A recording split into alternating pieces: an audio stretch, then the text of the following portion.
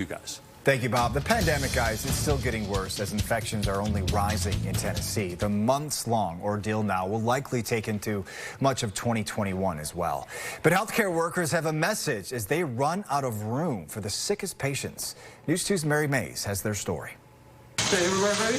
Medical professionals like Dr. Jason Martin, a pulmonary critical care physician, have been on the front lines of the COVID-19 pandemic for 9 months, and they are worn out.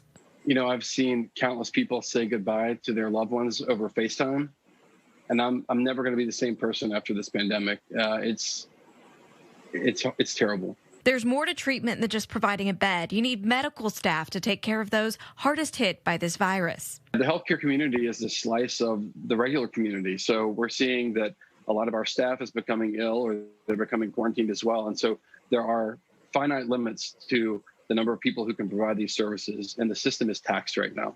Those who have sworn to take care of Tennesseans when they need it the most feel abandoned by those at the top. The message from our medical workers is clear. Governor Lee, we desperately need your help right now. The Fend for Yourself response has not worked. We need a coordinated response that involves a mask mandate. And also, Governor Lee, President Bush goes to see the troops. President Trump went to see the troops. We want you to come see the troops. Come visit us in the ICU so we can show you what it looks like on a daily basis. As medical professionals work through the holidays, remember, the best way to help them out is by social distancing and putting on a mask.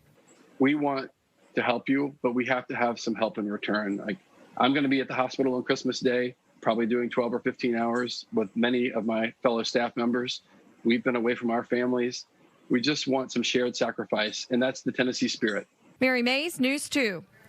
To all of our frontline workers, we thank you. And while many in the medical community are hopeful now the vaccine the rollout has started, there remains a long way to go before COVID-19 is under control. That was a powerful